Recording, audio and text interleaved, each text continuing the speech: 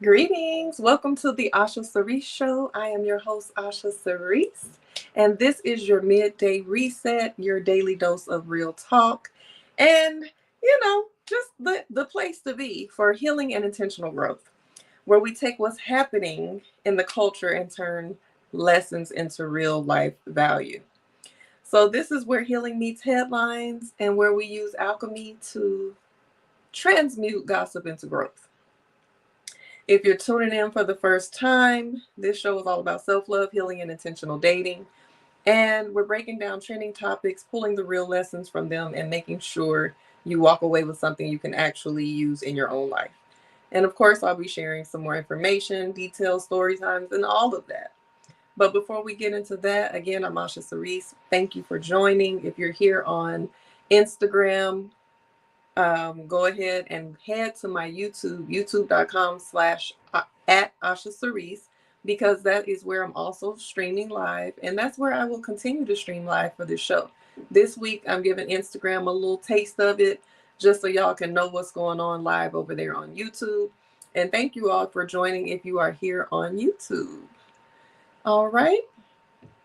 As I've done, this is episode 5, as I've done every day. Shout out to Kamiko. Hey, Miko. I'm waving there because I'm looking at the Instagram comments on my computer. But hey, Miko. I've been sharing that this week, this first week of February, my mom and I are doing a cleanse. We're only eating raw vegan and we are juicing. So today's juice is apple ginger. And these are Honeycrisp apples. And shout out to Yusuf Corley. He had an amazing raw foods brunch. A couple of Saturday, was it Saturday? It was a couple of Saturdays ago. I was in attendance. Me and my mom had already decided that we were going to, this little straight lock is bothering me, y'all. We had already decided that we were going to do a juice and raw cleanse at the beginning of February. So the fact that he was having a raw foods brunch towards the end of January was very much in alignment of what I was already intending to do. And I wanted to go because I wanted to be inspired as well. And this is one of the juices that he inspired me to create. I'm just going to say this. Sometimes I overcomplicate juicing. I will have everything in the produce section in my juice. I'll be trying to make my own V8 splash. I'll be adding tomatoes and carrots and apples and beets and ginger and all of the things. When sometimes simplicity is amazing. This is, again, apple ginger, Honeycrisp apples. Cheers to great health.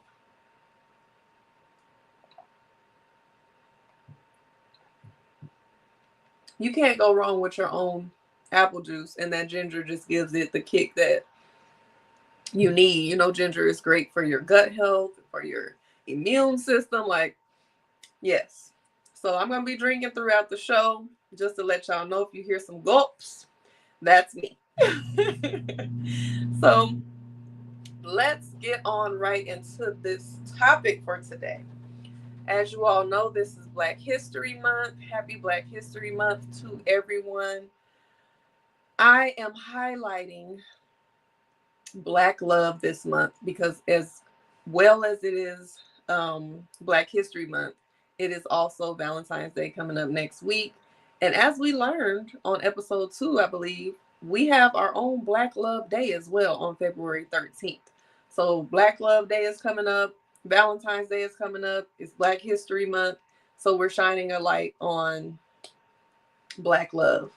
And I want to dive into one of the tenets, a couple of the tenets actually, of Black Love Day, which is, I want to say, let me see if I can remember them all.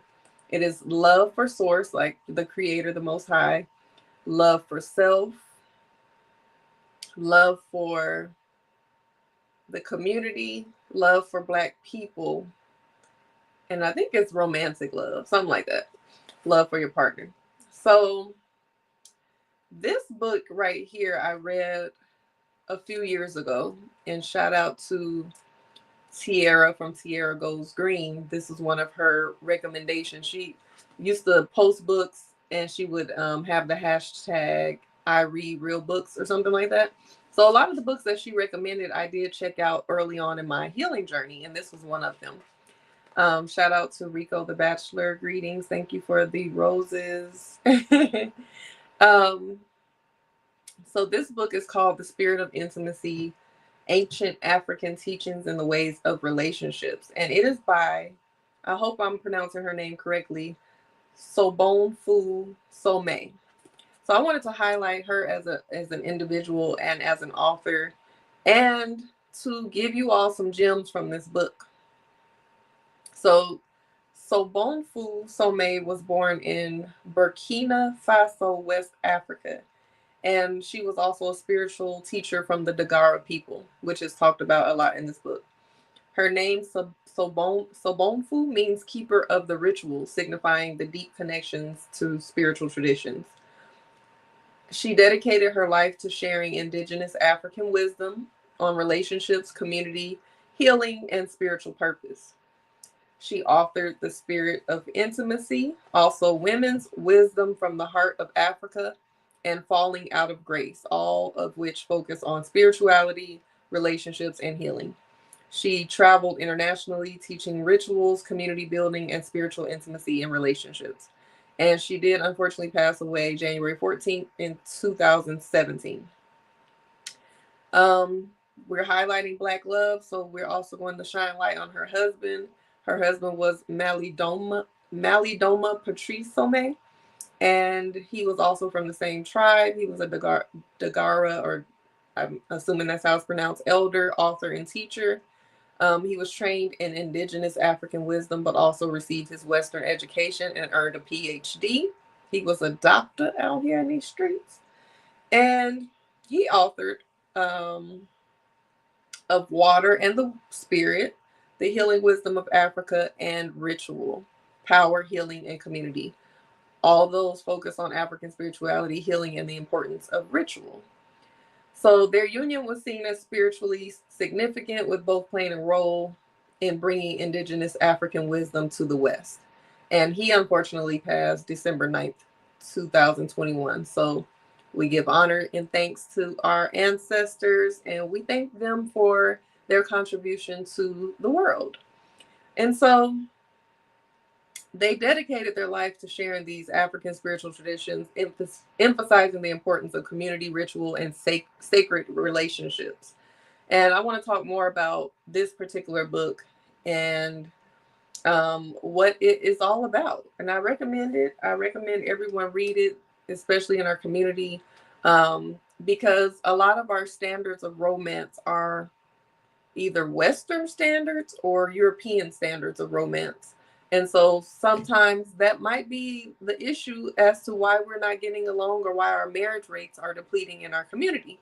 So The Spirit of Intimacy explores intimacy, love, relationships, and sex from an African spiritual perspective, specifically the Dagara tradition of Burkina Faso.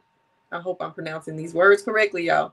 So Sobonfu Somé, she's a spiritual teacher and healer. She shares indigenous wisdom on how relationships are not just between two individuals, but are deeply connected to community, ancestors, and spiritual forces. So let's talk about some of the themes and the teachings of the book. You got to read it for the full details, but I'm gonna give you the highlights. So intimacy as a spiritual practice. Intimacy extends beyond physical and emotional connection. It is a spiritual act that involves one's ancestors, community, and the divine source, God, the creator. Love and relationships should be rooted in spiritual purpose, not just personal pleasure or individual desires. Relationships are not private affairs, but are nurtured and supported by the community. Elders and spirit guides help couples navigate challenges rather than leaving them to figure things out alone. Marriages and unions are seen as part of a larger spiritual mission rather than just romantic partnerships. Sex is sacred and should be approached with reverence and responsibility. It is an exchange of spiritual energy, not just a physical act. Western views often strip sex of its sacredness, while African traditions emphasize its roles in deepening intimacy and connection to the divine, the Most High, God, the Creator Source.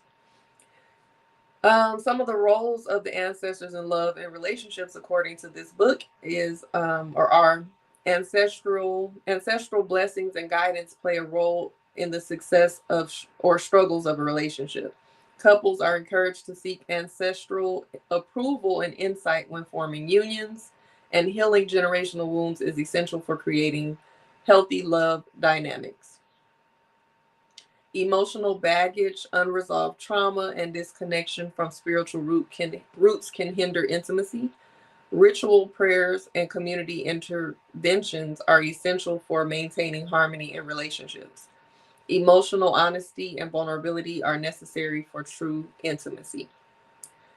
Relationships should be based on soul alignment rather than ego-driven desires such as status, financial security, and superficial attraction, which we all got our list that has all of that on it. Financial security and attraction, status, all of that. Love is not about control or possession, but about mutual spiritual growth. Sometimes relationships end because they have served their spiritual purposes, not because they have failed.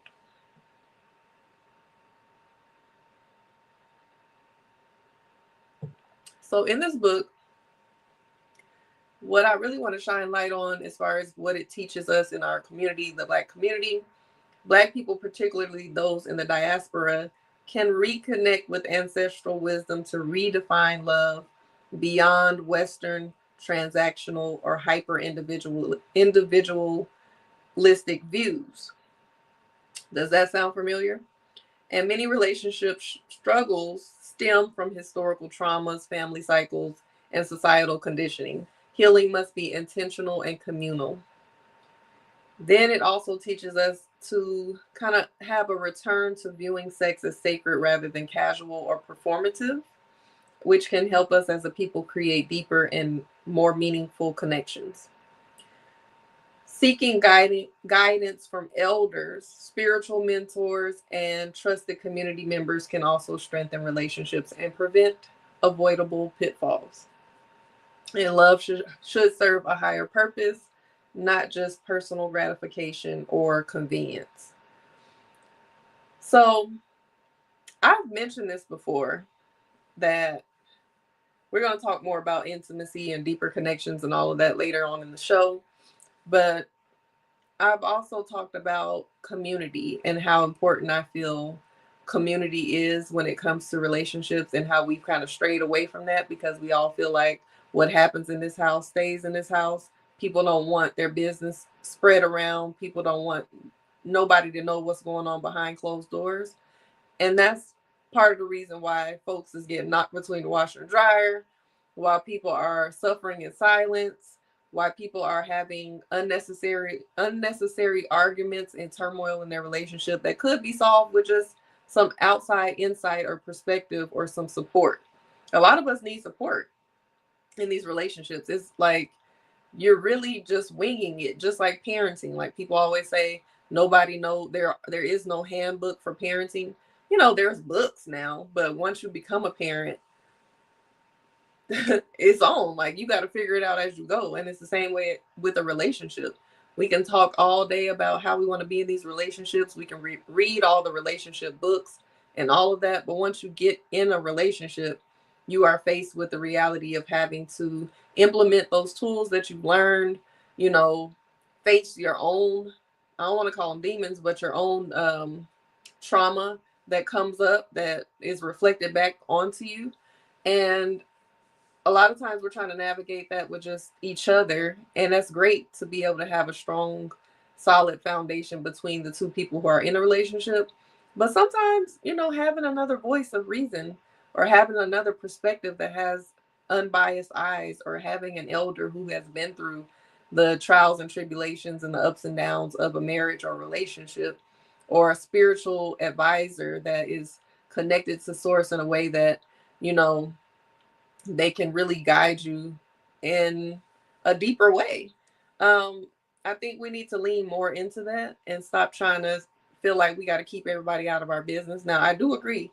You keep the majority of people out of your business. It's not about, spreading all of your dirty laundry or telling people that don't wish the best for you, your business, or telling people who have ulterior motives, sitting on the phone talking to somebody that secretly want to be with you. I'm not talking about that. I'm talking about having some trusted individuals, wise counsel, um, people that are rooting for you and praying for your marriage to work or your relationship to work. And a lot of times that can really save and preserve a relationship that has a lot of great potential. So as we approach Valentine's Day, the largest theme of Valentine's Day is what? Love and romance. So when we think about romance, we think about the flowers and the candy and the teddy bears and the balloons and the trips and gifts and all of these amazing things. And I love me some romance. I'm not gonna lie. Romance as we know it. But I want to also talk about what this book we're highlighting for Black History Month before we get into the other topics of the show. The author of The Spirit of Intimacy, who is Sobonfu Somé, and we're talking about some highlights from the book. Again, this is The Spirit of Intimacy, Ancient African Teachings in the Ways of Relationships. So she reframes romance beyond westernized ideals, passions, gifts, and surface level attraction. She emphasizes that true romance is not just about pleasure, but about aligning with a partner on a deeper spiritual level, guided by ancestors and the community. Romance is not about possession, but about helping each other fulfill spiritual purposes. Love is about service, growth, and co-creation. So let's talk about these before I keep going down the list. The spiritual connection. True romance is not about pleasure, but about aligning with a partner on a deeper spiritual level, guided by ancestors and community. Now, I don't know if I all the way go along with that, because I do feel like pleasure is important as well. And we'll get into that conversation a little bit deeper, but I get what she's saying. It's not just about pleasure. Aligning with a partner on a deeper spiritual level. I think a lot of us have drifted away from that part of the connection, the spiritual connection, the deeper intimacy of knowing someone and connecting with someone and intertwining not only your physical body with someone, but your life with a total, basically a person that started off as a stranger. They grew up in a different household than you, with different type of parenting styles, different dynamics of their family. They have different experiences, and you are coming together to intertwine your life. So to not know them or get to know them or connect in a deeper way, I think that has caused a lot of disconnection in relationships. Love as a sacred duty. Romance is not about possession, but helping each other fulfill spiritual purposes. Love is about service, growth, and co-creation. I think that's beautiful too. Um, I I see a lot of people that are in relationships and feel like, you hear people say it all the time, you're mine, you belong to me. Especially with marriage, but nowadays I saw a clip that went viral the other day where this woman was on a first date in the back of an Uber with this dude, and he was basically giving her a progress report of how he felt she did on the date. He was disappointed that she joined in singing happy birthday to a 6-year-old that was at the table next to them. He felt like that was embarrassing. That's not how he would want his woman to behave. That is not socially acceptable for her to join in at the with the singing. And she's like, the 6-year-old was excited about me singing happy birthday with the family. He's like, you don't know them, and this was the date that I planned, so you're mine. Mind you, this is the first date. So a lot of people have gotten it twisted about feeling like you possess someone or you own them because you're in relation with them. And I just don't go along with that. I feel like, we have agreements with each other, and we have a connection, and we have standards that we set between each other that we respect and all of that. But as far as owning someone and possessing someone, we got to kind of reel that on back. We got to reel that on back. And as far as um, romance being about helping each other and fulfilling spiritual purposes, I love that. I love the co-creation part, because you can co-create with more things than a baby. Like, yes, you can co-create to create a beautiful baby and create life, but you can also birth ideas, you can birth movements, you can birth brands, you can birth um just a loving community. So that's something that you can do with your partner, um as romance, service, growth, growing together. Like, that's pretty much what you're designed to do in a relationship. You're either going to grow together or grow apart. One or the other, you choose. In African traditions, relationships are not isolated. They thrive when supported by elders, rituals, and the wisdom of the ancestors. And I believe that we've also gotten away from that. I don't know. Unfortunately, all my grandparents have passed away. And sending love to all my grandparents, but special love to my grandmother, Itasca. Today is the 6th anniversary of her passing. So sending love to my ancestor, Itasca, my grandmother. Um, you know, I was married when my grandparents were still living. I had two grandmothers and a grandfather who were still living when I was married in my early 20s, but I didn't really lean on them as much for advice and support. I would say my maternal grandmother was probably the most aware of some of the things that I dealt with my ex-husband, but not so much until the very end. And unfortunately, there was a time where um, I had decided to leave our place and leave him, and hopped on the first thing smoking to Birmingham one time. And my grandmother, um, I feel like she let me borrow some money so I could go. And I didn't have a time limit of how long I was going to stay there. I just left and needed to think, needed to get some clarity. And I remember she basically was telling me that you can't run from your problems, you have to face them. And that was really important advice that she was telling me, because running from it is not going to make it disappear or solve it. Um, and so she did tell me, and unfortunately, like literally, that the day that I got back from leaving for them 3 weeks, the next day my maternal grandmother passed away. So that was like literally one of the last pieces of advice that I received from her. But I'm saying all this to say, you know, since my grandparents have passed on, whenever I do get married again, there's going to have to be other elders that I look towards. Hopefully my future husband, has grandparents that are still living. I can still look towards, of course, my parents, my aunts and uncles. Um, I have older cousins. I have elders that I can lean on within my family, but then also I have elders that I have met over the years who are a part of my village that I would also lean on. And we have to start listening to our elders. We might not always agree with them, because they have been brought up in different times and they have different understandings of things. And some elders ain't wise. I'm gonna just keep it real. Some elders, are kind of foolish, and they haven't taken the lessons that they've learned and grown from them, or learned from them, or really sat with them. So choosing wise counsel is important, and we do need to lean more into our elders, even the ones that are foolish. You can learn something from anybody.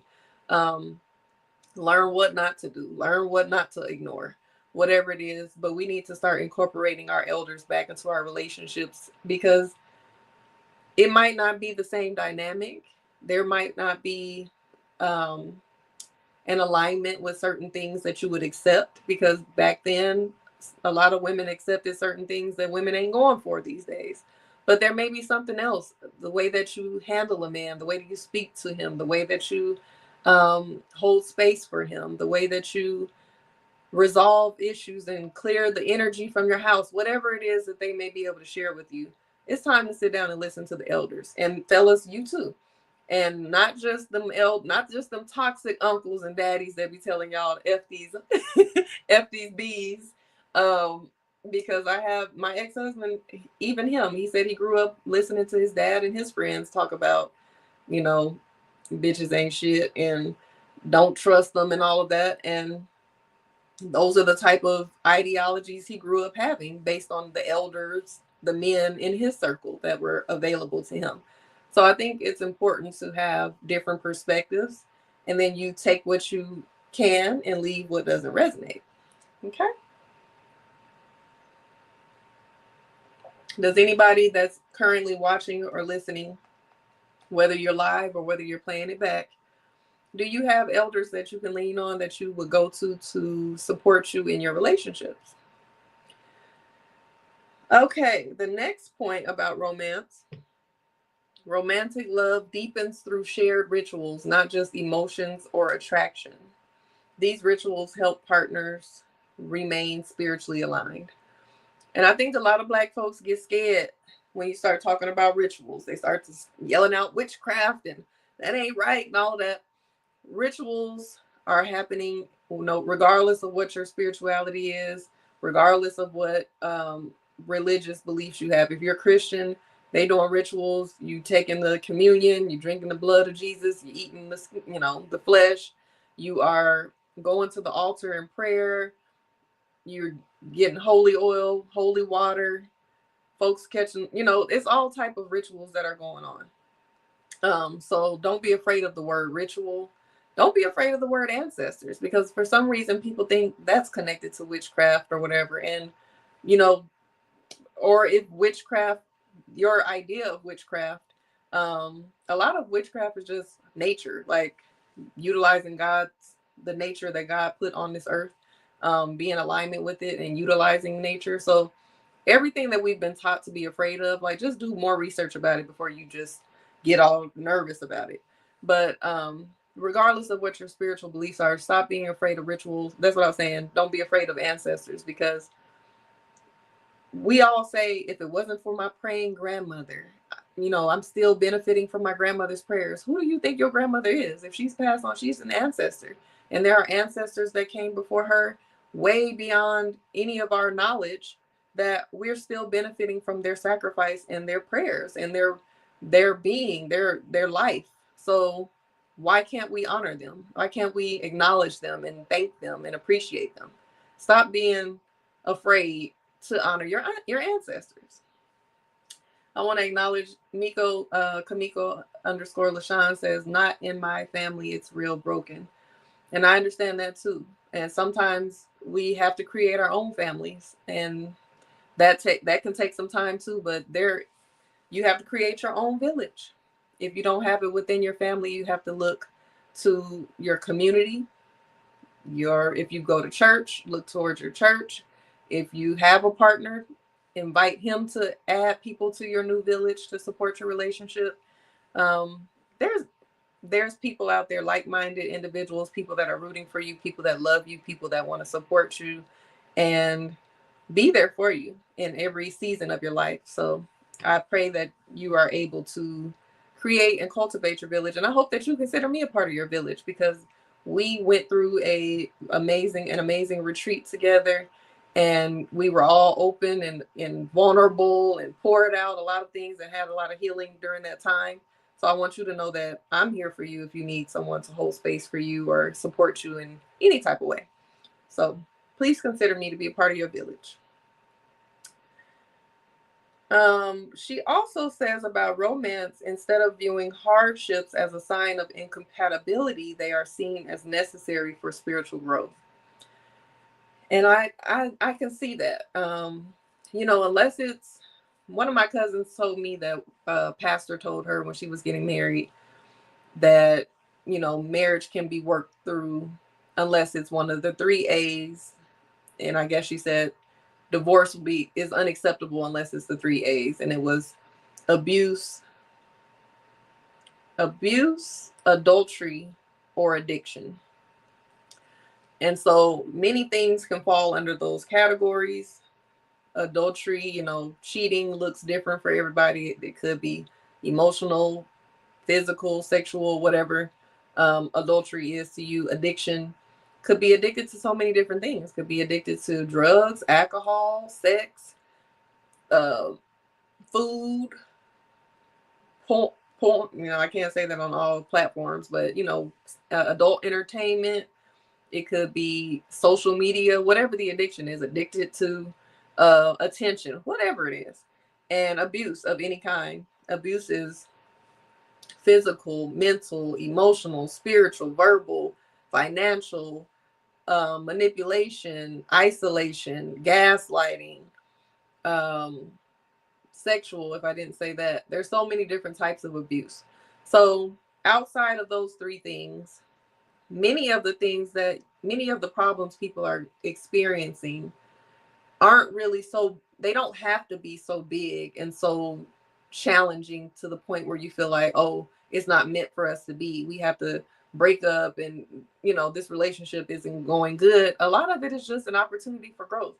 Like Yusuf put me on to the term sacred opportunity. I really like that because what is this trying to teach us? How is this trying to evolve us? And if it's something that we can't do on our own, how can we get support outside of us to be able to overcome this hardship? And if you can't do it outside of yourself, with your community, with therapy or whatever that is, then I guess you can consider or should consider going separate ways. But I think we start giving up too easy, because I know, I'm not saying that I ain't in my give up too easy era as well, because my cutoff game is strong too, but not so much when it comes to relationships. Like if I'm in a committed relationship where I've made this agreement and we are working towards being together and everything is, pretty much going well, and we have some problems, I'm not quick to leave at that point. But when it comes to dating, on this intentional dating journey that I'm on, I believe that the more you are single and working on yourself, and even if you're actively dating, the more you do that, the more you see what your deal breakers are, the lower your tolerance is, and your cutoff game does get kind of strong, because you recognize things that you're just not willing to deal with, and you're just like, no sense of wasting time. Peace, in my Pam voice. So when it comes to being in an actual committed relationship, I do feel like we give up too easy, and we can look at certain things as opportunities to grow versus this ain't working. So one of the exercises that I wanted to share that's from the Spirit of Intimacy, there's many of them, but I want you to go out and read the book, order it on Amazon like I did, or not. See if you can find a Black-owned local bookstore that carries it, as a matter of fact. But basically what I just said, it's basically when you're in a relationship to do a community check-in ritual. The purpose is to bring the community wisdom into your relationships and avoid isolation. Because I will say, I just reference isolation as a form of abuse. And sometimes it's a form of abuse from a partner, and sometimes it is a defense mechanism or a trauma response for an individual to isolate themselves when they're going through something. So a lot of times you're going through hard times, whether you're an individual, single, or you're in a relationship, and you isolate yourself to the point where nobody knows what you're going through. You're isolating, you're not answering your phone, you're not coming around. When you do come around, you're masking your true emotions. So in order to combat that isolation, the exercise from this book is to identify 2 to 3 trusted friends, elders, or mentors who support your love journey. And again, I don't feel that everybody that is in your trusted circle has to be an elder, and it doesn't. And it could be an elder. A part of your trusted circle can be a counselor, a coach, a therapist, a pastor, or it could be somebody from your friend circle or from your family that you trust that is rooting for you. I have been asked to come in and hold space for couples who are close to me to resolve conflict, to unpack certain things that they're going through. And that's actually something that I am honored to do, to be able to hold space for couples to unpack and resolve conflict. I even done it. I even done it. I even did it for a couple. They weren't together, but they were interested in each other. Um, I did this on Fanbase a couple of weeks ago, and I helped them to resolve. Not really. It was somewhat of a conflict. It started out with just trying to find out what was going on with them, of why they couldn't further pursue a relationship, because they clearly had an attraction for each other. Um, One of the reasons was religious or spiritual beliefs were different and didn't align. But come to find out, another one of the reasons was um, one day in an audio room, one of the man had said something that offended the lady, and he had no idea. She didn't tell him, but she was hanging on to that resentment, and it kind of made her look at him a different type of way. So once I held space and asked certain questions, they were able to determine that he didn't even mean it in the way that she received it. And he was able to apologize and ask, her to understand that that's not the type of person he is. That's not his character. And they were able to get on the same page. And so that is one of the services that I actually offer now, as far as my coaching services. Conflict resolution, couples, I don't want to say couples therapy, but just couples support. So after you get your 2 to 3 trusted friends, elders, and or mentors, schedule regular check-ins where they offer guidance, perspective, and advice on your relationship, and ask specific questions about challenges or growth areas.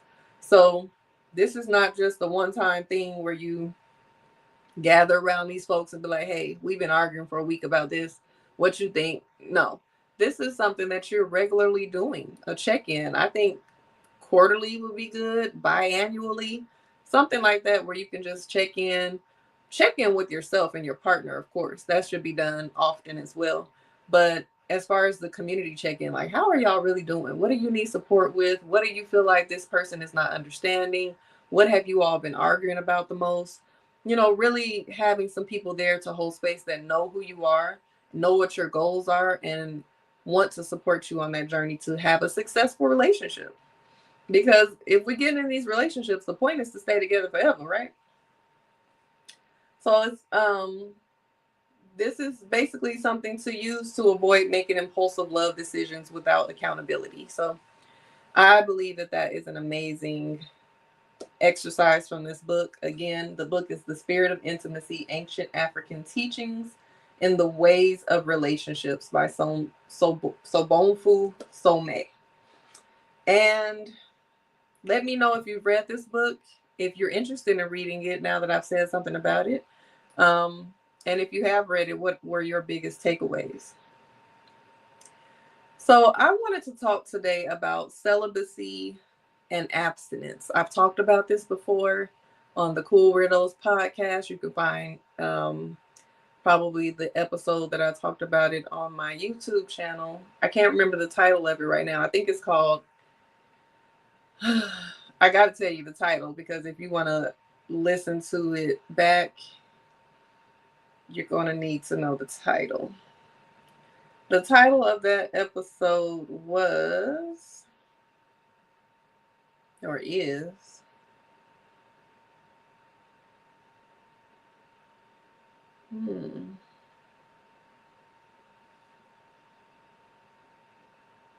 let me see if it's on here. Okay, that's what it is. The title of the episode is Ain't Nothing Sexy About Laying Up Broke. It's season 2, episode 4 of the Cool Weirdos podcast. So if you want to listen to the audio, you can listen to that on Spotify or wherever you listen to your podcast. Or you can go to YouTube, and it's called Ain't Nothing Sexy About Laying Up Broke. Again, season 2, episode 4 of the Cool Weirdos podcast. And so I really wanted to talk about celibacy and abstinence. I just watched Dear Future Wifey. I told y'all about that the other day, where Whitney Moss was a guest on the show, and she did talk about her journey. Her platform is all about, she's a Christian comedian, and she has a platform where she supports people while they're single as well, and while they are abstinent or celibate. And speaking of abstinence or celibacy, let me see something real quick. I wanted to see what her husband's name is, D'Angelo Moss. She was on there with her husband, D'Angelo. So a lot of times we use these words interchangeably. I've used it in a way that may have not been or correct, but y'all know what people be meaning when they say either or. But let's just clarify what the definitions are. So abstinence is choosing to refrain from sexual activity for a specific period, often for personal health or spiritual reasons.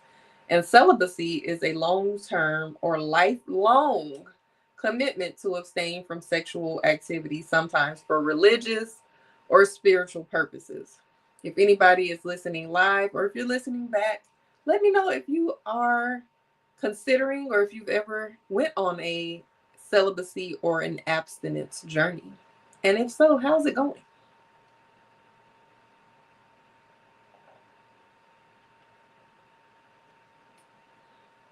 I had to get a couple sips in because I'm going to go ahead and get y'all in my business. Again, I've shared this publicly before. And on that episode, I talk about it, but that was actually a couple years ago. So today is actually really technically tomorrow, but basically today is the 5-year anniversary of my personal abstinence journey.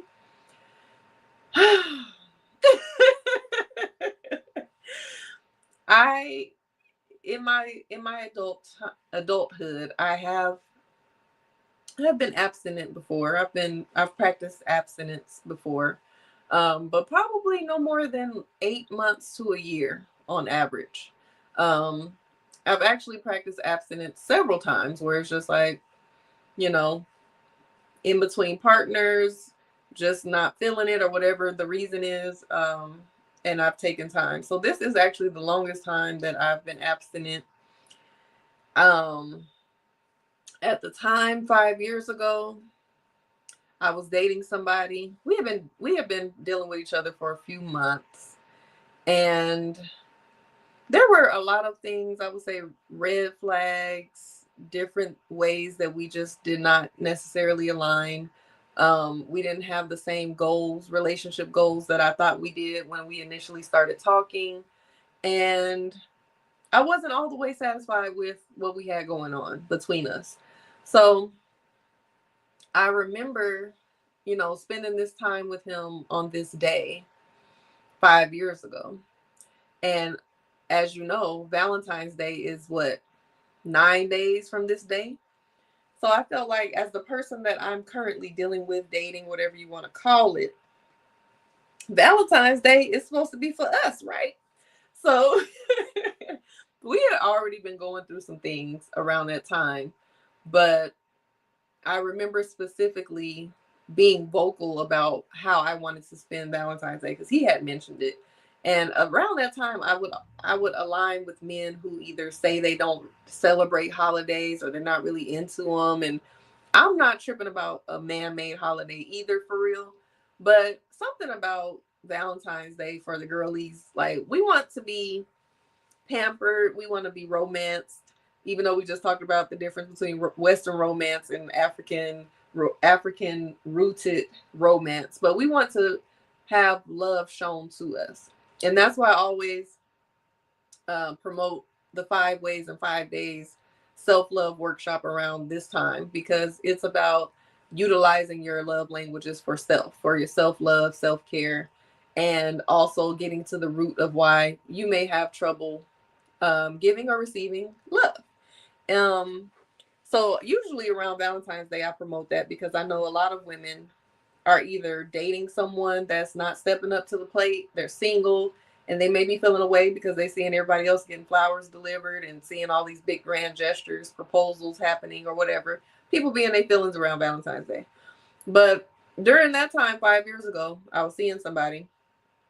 I remember specifically telling him that I wanted to go. No, I said, I think it would be nice to go see The Photograph.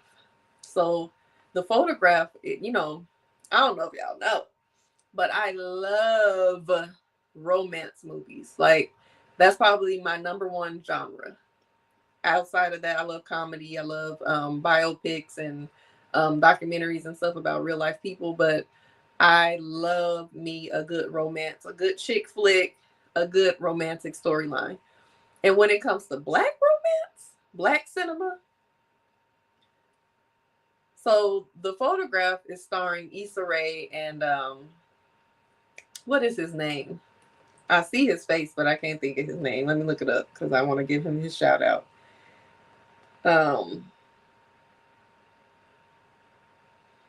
Let's see. So it's Issa Rae and Lakeith Stanfield. And it was just one of those movies that the promo for it just looked amazing. It came out around Valentine's Day, or if not on Valentine's Day. Let's see when it came out. Hold on. The Photograph came out February 14th, 2020. So it came out on Valentine's Day. They knew what they was doing. This is a perfect date night movie. And so he was like, okay. He said, okay. So I'm thinking, okay, I didn't drop the seed. I didn't plant the seed. You know what to do next.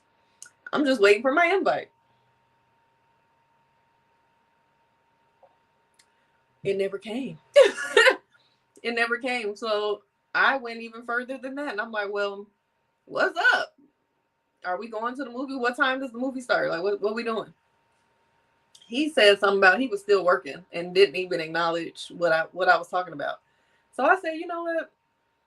Yeah, I'm going to go and I'm going to take myself to the movies. I can recall every movie that I've been to on my own.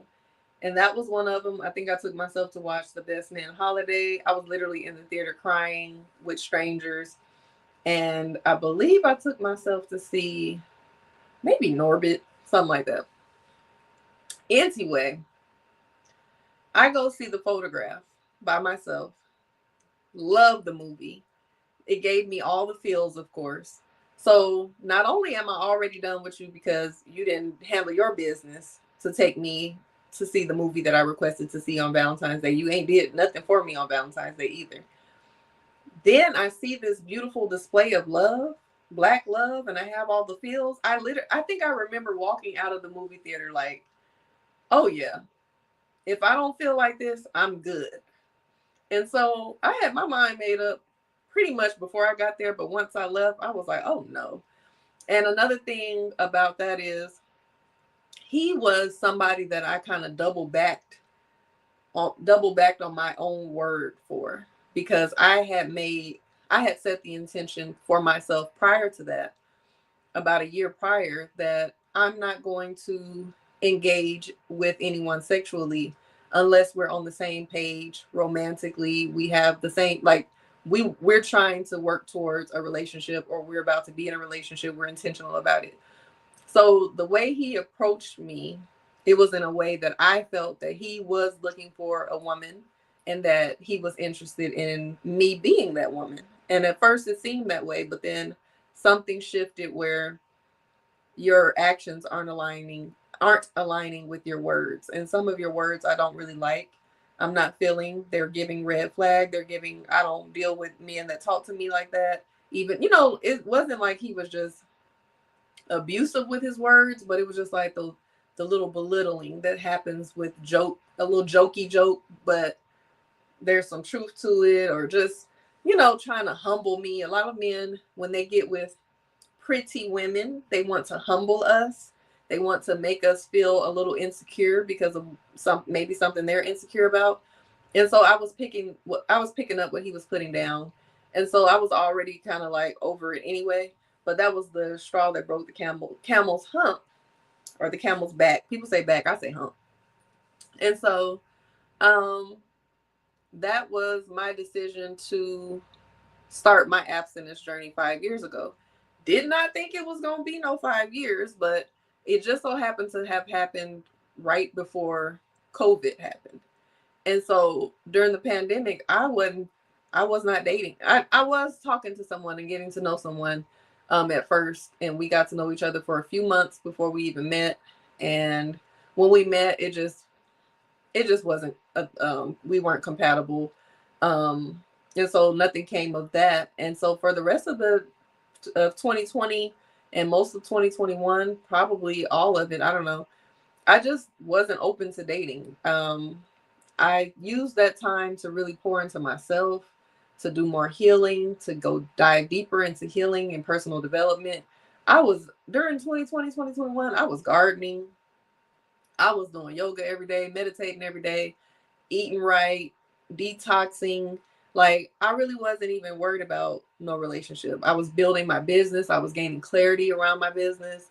I was getting I had a business coach. I was in a business school. I'm doing this because it wasn't an actual college, but it was like I had a business coach, and she had her own curriculum, her own virtual school that I was a part of. I was gaining new friends. I was doing me. So them couple of years went by fast, and I was like not even thinking about it. But the intention was always there to, I'm not waiting for marriage. I'm not waiting for even engagement or anything like that. It's just somebody that aligns with my values, somebody that respects me and honors me, and that we are on the same accord, that we connect on a deeper level than just surface level stuff. So as I'm on my intentional dating journey, as I support other people on their intentional dating journey, um, you know, it's just I haven't met anybody or aligned with anyone who I feel like I want to share my body with.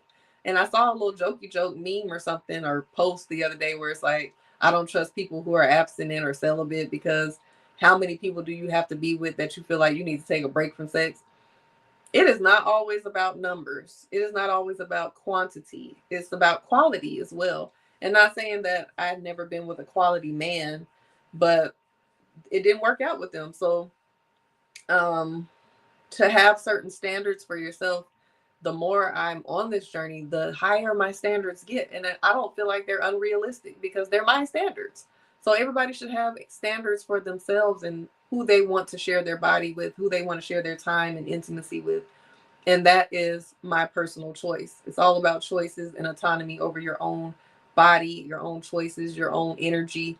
It's not just about laying down with somebody. That doesn't turn me on to be, even though the older you get as a woman, these hormones get to raging, especially around ovulation time. It's like, but when you remember your why, you remember why you're doing this, why you have decided to keep your goodies to yourself, you're able to be successful on this journey. So happy 5 years to me. And, hopefully I align with the person that I'm supposed to be with and I can share, intimate times with, you know, they got to be the right person. So I wanted to highlight some of the celebrities that I've noticed being vocal about their own celibacy or abstinence journeys. Maya, the singer Maya, I'm moving on. In a 2024 interview, she disclosed that she practiced abstinence for 7 years, focusing on self-love and personal growth during that time. And let me just say this, I have noticed so many other people that are on their celibacy journey, just looking at threads and different platforms. People are talking about it, being open about it, not being shamed by it or not shaming others about it. And I'm thinking my 5 years is a lot. I've been seeing women talking about 7, 10, 20. And I'm like, hold on now. I'm not trying to go that I'm not trying to go that far, but I get it because they're saying that they have not found someone who they feel deserves their body. And a lot of times people say like, we need sex and that is a natural need. That is part of your hierarchy of needs, and it's a necessity. And I agree that sexual pleasure and sexual activity is a need, but if you don't get turned on, aroused, or you don't want to engage in sex that you don't have a deeper connection with, I understand that too, because Okay, you have the sex, you have the act of sex. Okay, maybe it's good, maybe it's not. Then boom, it's over. And then now you're feeling up. I've seen so many stories of women who said they broke their celibacy journey or their abstinence journey after 5, 7 years or whatever. And they were disappointed and they went back on one. And maybe it's because they felt rushed, or maybe because they felt like, okay, it's been so long, let me just give it to him. And then they're disappointed again. They haven't allowed themselves to have what it is that they were waiting for in the first place. If you're listening, watching live, or watching the playback, let me know what you think about being abstinent. Lenny Kravitz, the musician, confirmed in 2024 that he has been celibate for 9 years. A lot of people didn't believe that because he in his 60s, you know, he keep his chest out. He still got a washboard abs and muscles and stuff. But he cites spiritual reasons and a desire to wait for a partner compatible with his lifestyle. And sometimes people think that when men are abstinent or whatever, it's for that very reason of that joke that I just shared. You know, feeling like they done got burnt out, they done did all that they want to do, or maybe they can't do what they want to do, so now they want to be abstinent. I think he's so healthy, I doubt that it's a can't do. So I understand that the spiritual reasons and wanting a partner that's compatible with his lifestyle. Maybe that's, you know, if he's in his 60s, finding a woman that's as healthy as him and he's sexually attracted to and that can keep up with him. I don't know what age group that he dates from. So I don't know how he's doing on his journey, but that's his reasons. And speaking of older men, I was talking to someone recently who, I can't give no hints as to the relationship or whatever because it can reveal the person. But one of their friends has been a cheater, cheating on his wife for years, decades. And now he finally has sat down. And you know why?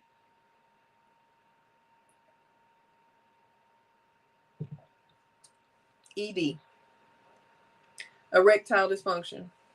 He waited until he can't perform anymore to sit his ass down and stop cheating on his wife. So please don't be that guy.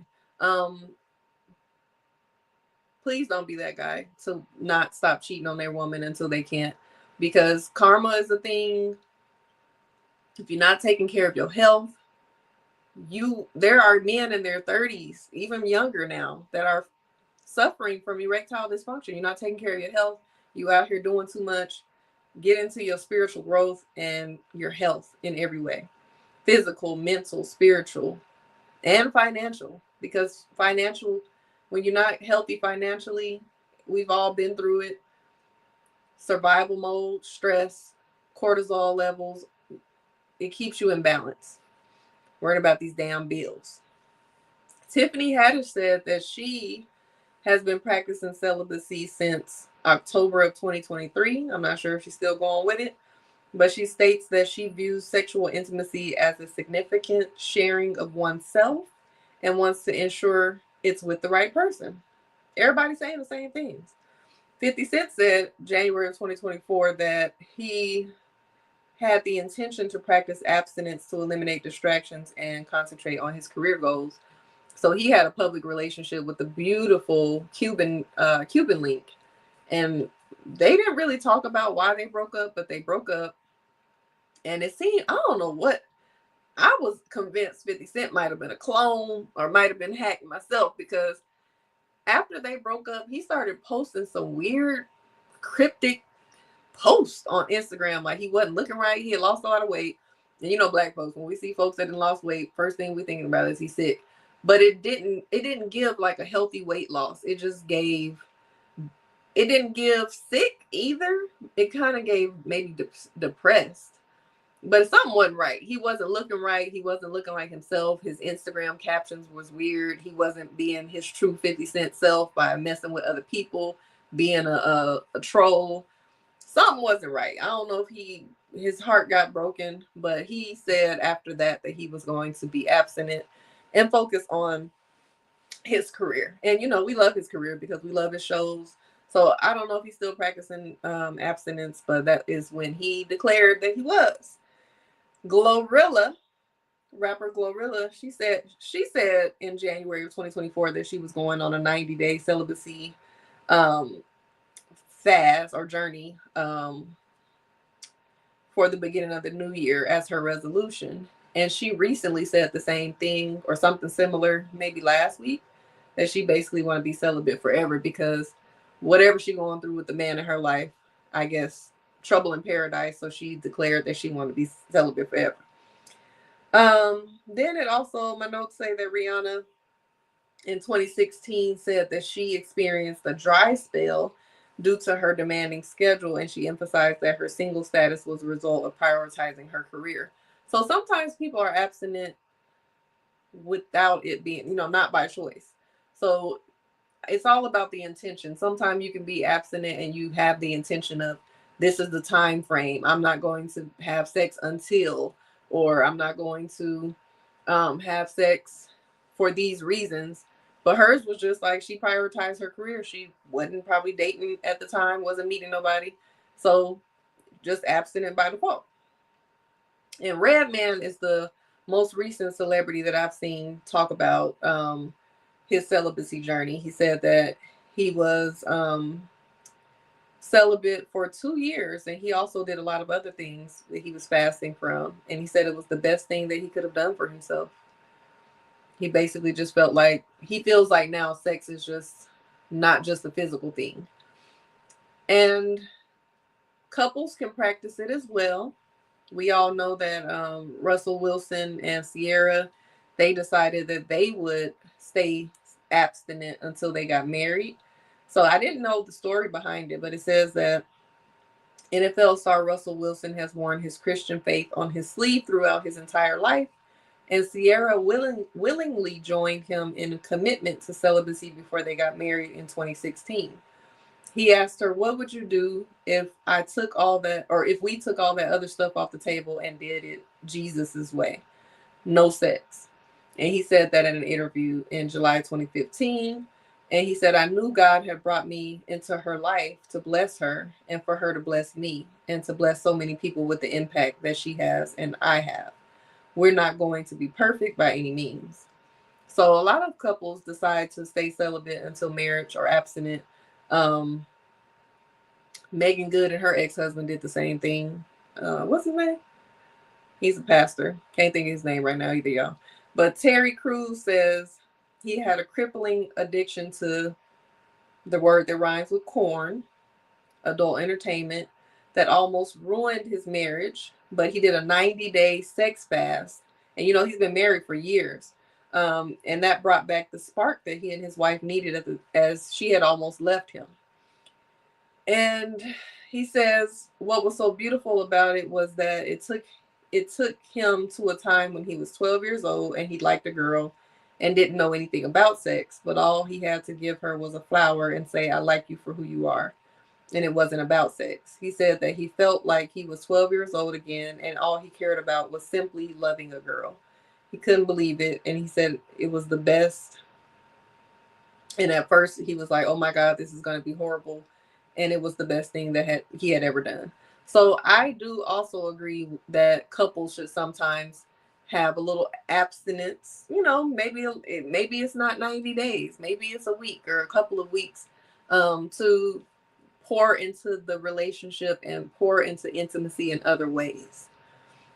Some of the people that I've talked about that have been on these journeys were not virgins to begin with, and they decided they wanted to go on a journey of abstinence, of celibacy. And then there are a few virgins that have publicly spoken out. Again, the lady Whitney Moss and her husband, I want to say his name too because he's also a part of this, D'Angelo Moss. They were just on Dear Future Wifey podcast, and they're both in their 30s. I think he's 38. I'm thinking she's maybe 35, 34, 35, or maybe 36. And her platform is all about supporting people who are single as well, and on their journey. And she was a virgin when they got married. And he was saying that he intended to be a virgin until marriage, but he lost his virginity like in his late 20s.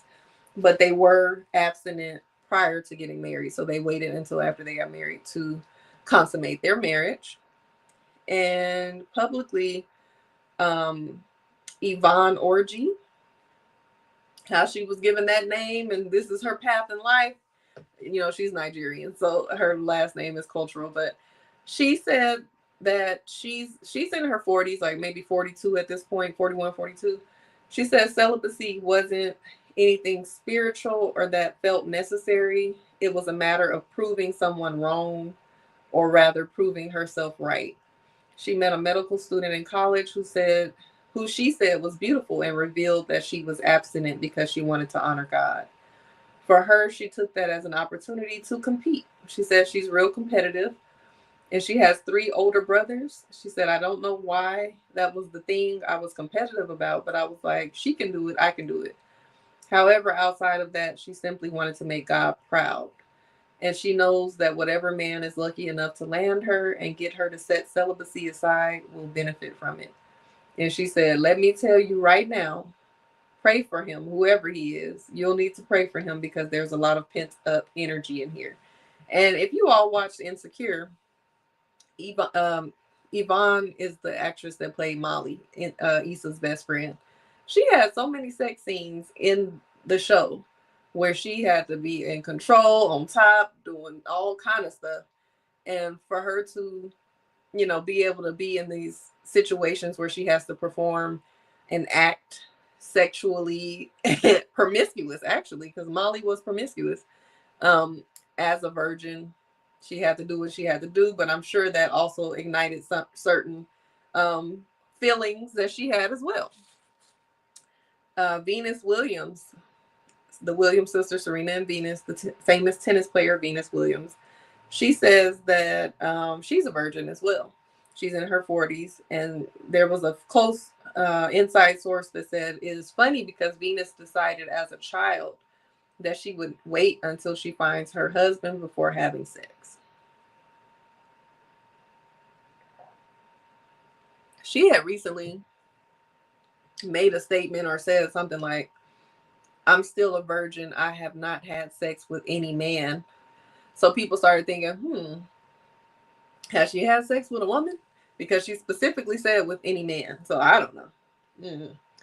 But, you know, some of the benefits of being abstinent or celibate: increased self-awareness for sure.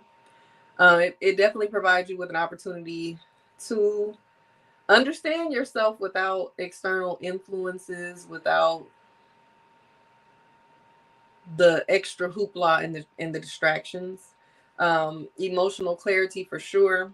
It allows you to process past experiences so you can heal and learn from them, from different relationships, previous relationships. It allows you time to really decide how you want to be treated, what type of experiences you want in life, what matters most to you, what are your core values, all of those things. Spiritual growth for sure.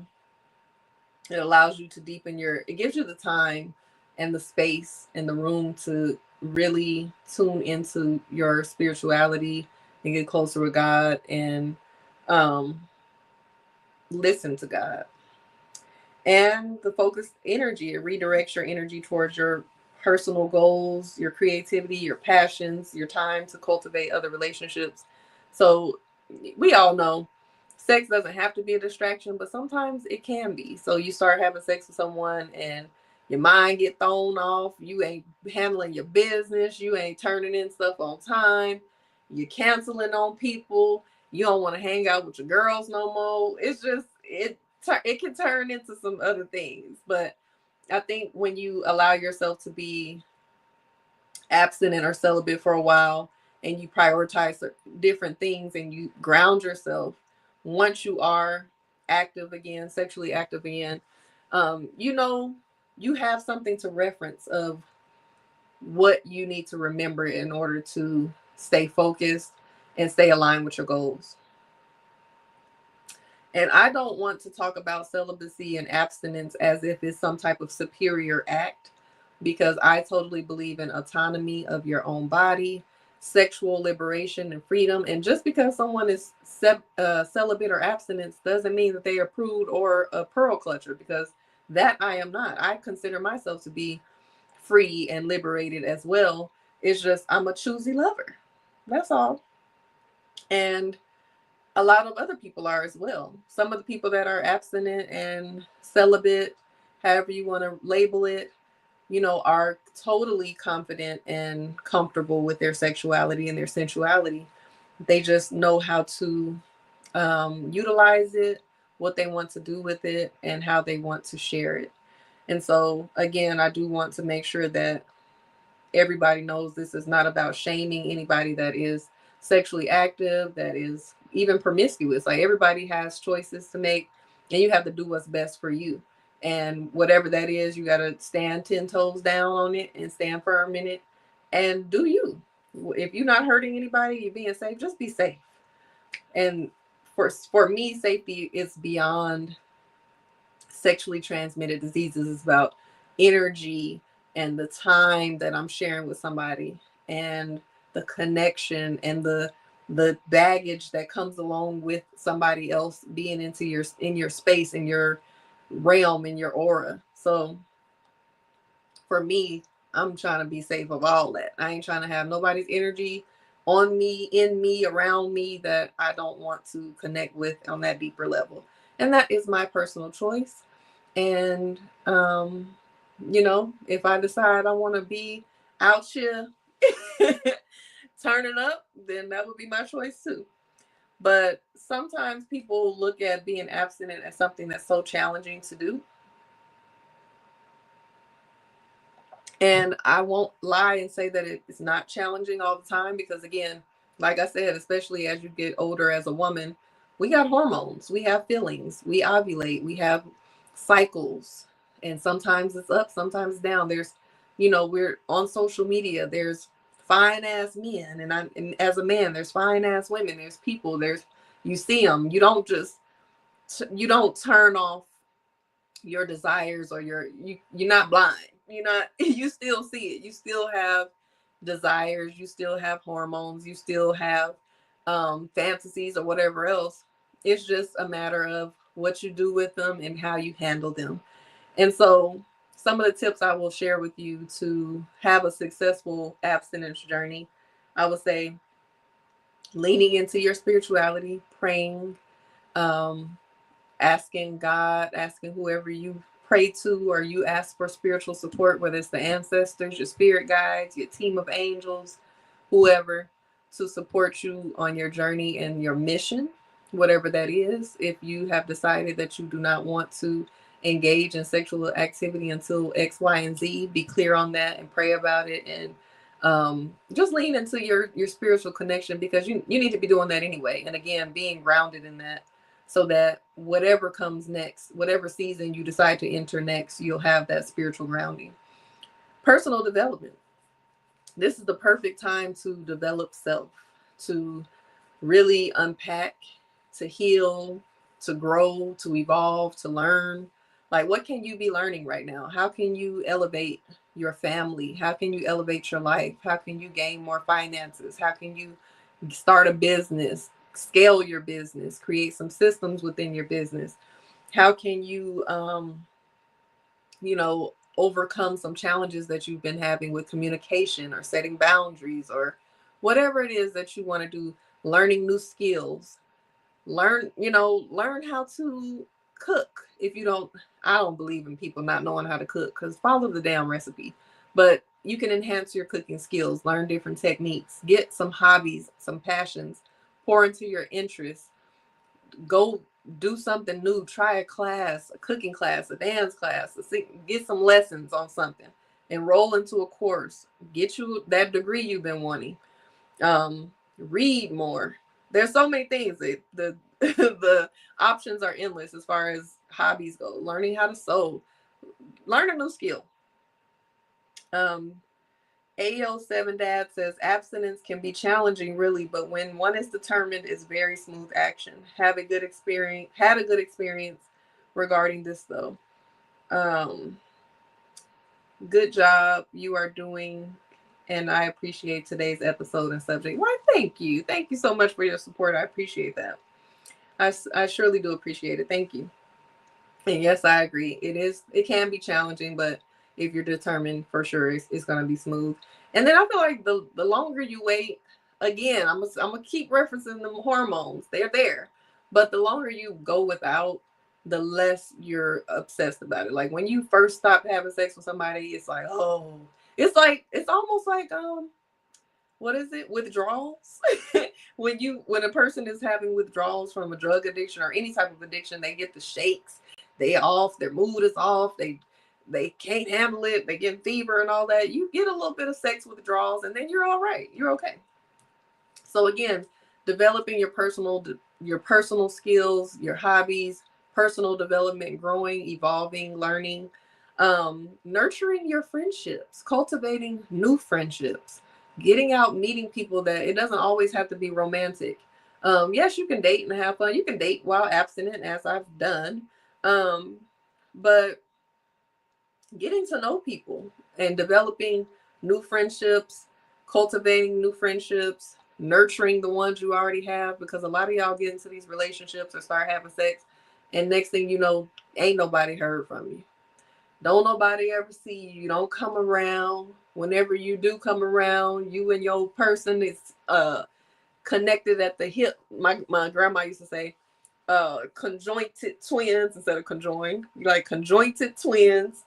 Y'all the Bopsy twins. We don't never see you by yourself. You always with your person, and that's fine too. But sometimes you need to step outside of those relationships and nurture the friendships that you already have. Again, develop new ones. Spend time with your family that ain't nobody seen. Your family ain't seeing you. You ain't came around since you and old dude broke up. Come around the family, get involved, and then while you're doing this during your abstinent journey, please don't go MIA once you get you some D or some P again. Don't you be nurturing these friendships and at the family house and chilling with your cousins and all of that. And then as soon as you get somebody, zoop, don't nobody hear from you. Again, we all know that when you have a love interest, you're in a relationship, you're dating, whatever, that things are going to be adjusted. Of course, your time is going to be spent mostly with that person, but don't forget your people. Take some time, check in, reach out, spend some time with them, set up a time when y'all can go out. You got to nurture and pour into your relationships and friendships, or they're going to fizzle out. And you're going to find yourself looking crazy once that person leave your ass and you didn't burnt bridges with everybody. Being active in your community. Get your ass out and volunteer, go serve, go create a nonprofit, go help some damn body, do something for the people of your community. Go sign up for something. It's plenty of things to do. Sex is not everything. Start working out. And again, we talk about the hormones. When you're working out actively, the hormones start increasing. It just happens that way. But I would still suggest working out because, okay, get your body and your health together. Start eating better. Start juicing. Like, get your life in order because it's for you. And the byproduct of it is that you're going to align with somebody else that also cares for their health. You might meet somebody while you out and about running in a run club. They got running clubs now with, people are joining the gym, whatever. Maybe that's the byproduct that you want to align with somebody so that you can be intimate with them. So work out and then harness your creative energy.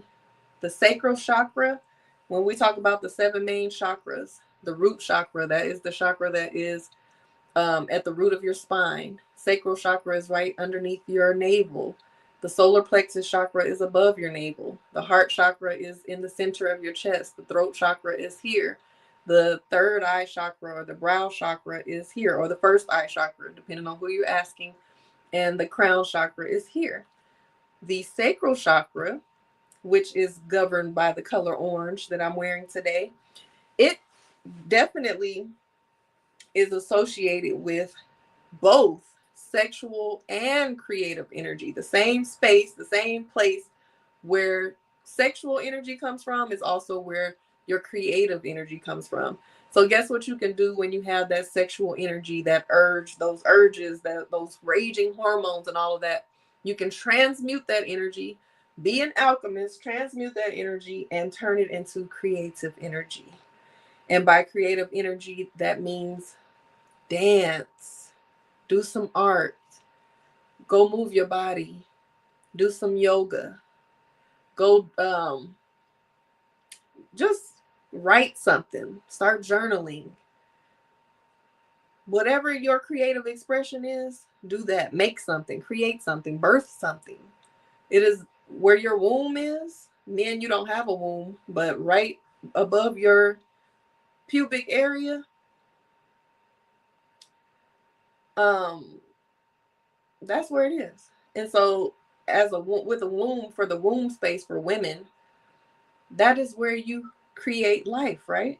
So, creation doesn't have to necessarily create life. As I mentioned earlier, it can create new ideas. You can birth new ideas. You can birth a new mission, a brand, a movement, um, creating new things, create some clothes, do something with your hair, like creative expression. Just use that to birth something new. And those are some of the things that have helped me on my journey, harvesting that energy, making it into creative energy. Sensuality is still a thing. Still lean into your sensuality. And I might have to bring back Sensual Saturdays. Sensual Saturdays is a series that I did last year, all about sensuality, sexuality, sexual health, feminine hygiene, all of the things, womb healing, all of that, womb wellness. So leaning into your sensuality, you can still be sensual and sexy and dance, pole dance, sensual dance in the house, flow, like move your body, wear your beautiful loungewear in the house. Do these things for you. Take your time when you are putting on your butters and your oils and making sure you have a good skincare routine. Take you some baths, romance yourself, basically. And again, that's why I always promote 5 ways in 5 days around Valentine's Day, but it's available all year round. 5 ways in 5 days teaches you more ways to be sensual to self. It is utilizing the love languages to pour into self.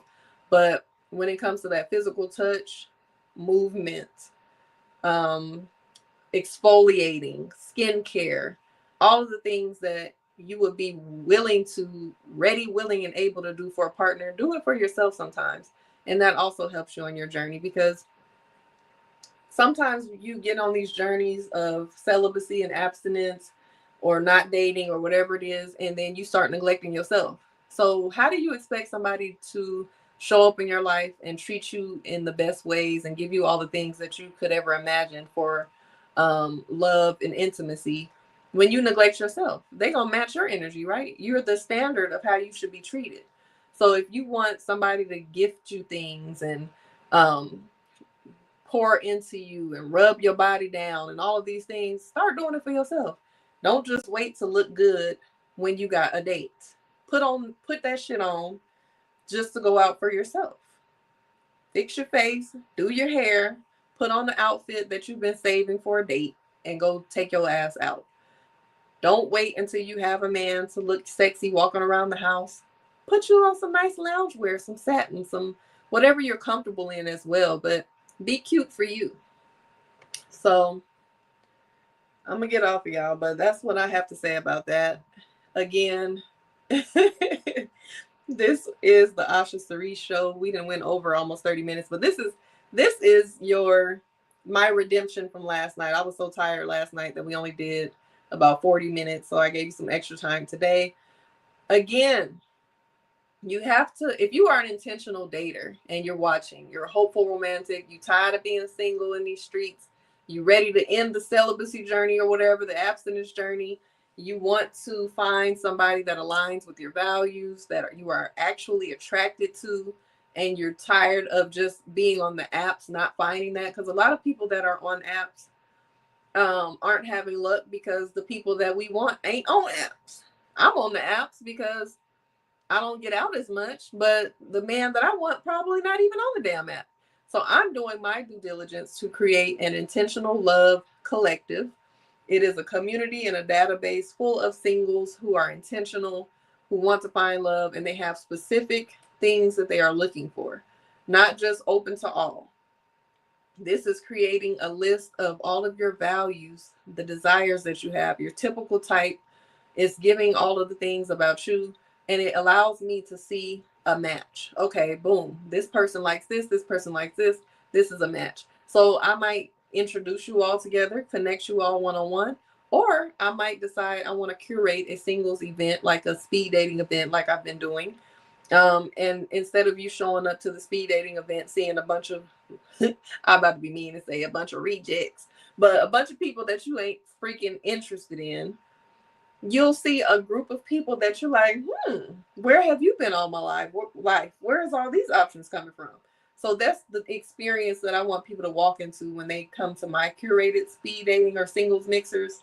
I want you to be impressed by the selection. I want you to have things in common with the people that are there. So if you are interested in joining the community and the database of the Intentional Love Collective, type intentional love in the comments. If you're watching this back, type it under the video, or you can DM me. If you don't want people all in your business, DM me. Send me a message on Instagram or email me at oshacerese@gmail.com. OSHACERESE@gmail.com. You can email me directly, intentional love, or send me the form and I will send it to you and get you in the database. And hopefully soon we will have a nice curated event with full of singles. If you're local to Atlanta, that's where we'll start. But do not get discouraged if you're somewhere else. I even had AO7 Dash said he would I get someone while I'm far away in England. So you never know. I think you should go ahead and fill out the form, because one of the questions on the form is if someone is willing to date long distance. So if I find some people who match your interests and they match yours, you match theirs, it's a mutual interest, and they're willing to travel and be long distance, then hey, there you go. So don't be discouraged if you're not in the Atlanta area. Still fill out the form, because you never know if someone is open. A lot of people trying to find love outside of the U.S. Let's just say that. So don't be discouraged. That ginger kicking in, y'all. Hold on. All the ginger then went to the bottom, so I'm getting the most of it now. I thank you all for tuning in to today's episode. We talked about the spirit of intimacy. We got a lot of gems out of this in honor of Black History Month and in honor of the author, Sobonfu Somé. We talked about celibacy and abstinence. We talked about some of the celebrities who are on this journey, some of the ups, downs, highs, lows, good, bad, and ugly, and some tips on how to get through your journey. And we talked about my personal celebration of my abstinence journey and the story time of how I began that journey. If you're watching late and you would like to tune in again, play it back. It'll be on YouTube. If you're not subscribed to my channel, I need y'all to go ahead and go over there and subscribe and turn on your notifications. The link is in my bio to subscribe to my YouTube channel, or you could just type in youtube.com @Osha Cerese.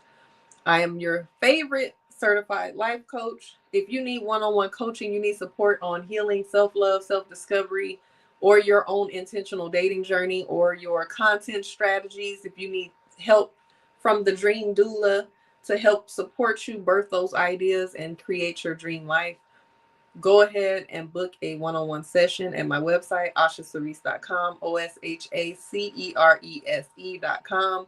I've mentioned 5 Ways in 5 Days, which is a self-love program that teaches you how to utilize your love languages for your daily self-care and self-love, and also helps you to uncover those blockages from giving and receiving love. Also, I have One Single Step at a Time, which is a 6-week intensive healing workshop that also comes along with actually one-on-one coaching. One Single Step at a Time is more, you're going to get all the way deep on that one. That is going to help you to unpack your trauma from past relationships, from childhood trauma, whatever trauma you have.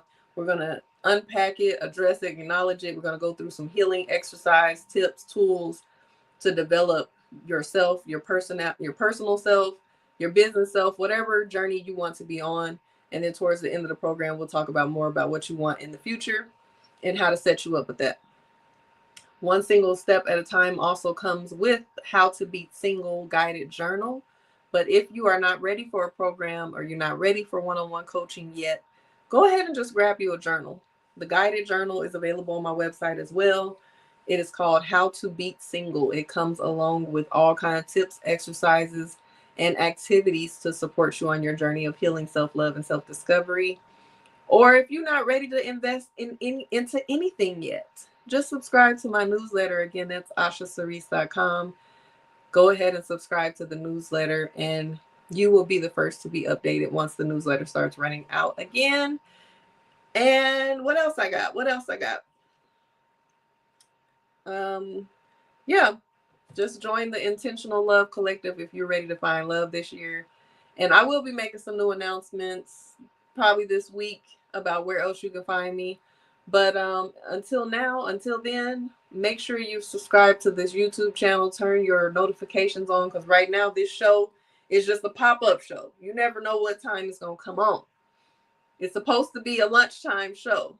But again, my schedule is not allowing me to be as consistent with that this week. So turn your notifications on so you'll know when this show is happening. It's a live pop-up show for now. The Osha Cerese Show is popping. It's where culture meets coaching, where we are transmuting gossip into growth. And we are also getting some headlines and healing from them. Where healing meets headlines, culture meets coaching, and where we are transmuting gossip into growth. We're going to talk about hot topics on this show, trending topics, celebrity news, but not just to talk about them for conversation's sake. We're getting the lessons from them. We're getting the value from them, how we can apply them to real life. So thank you for tuning in. I done gave y'all over an hour and a half. I hope you enjoyed today's show. Let me know how you feel about the show. If you would like to give me any feedback, or if you want to send me a message anonymously, or you can send it to me and I will unpack something for you anonymously on the next show. So actually, before I leave, let me give you a little journaling assignment. I want to know who's been doing the journaling assignment so far. I almost forgot. Let me see what I put in my notes. So your journaling assignment for today is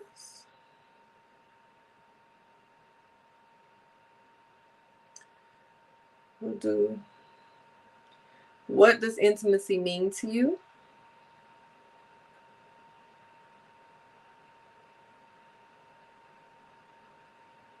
How do your personal choices around intimacy align with your core values? How do your personal choices around intimacy align with your core values? And one more.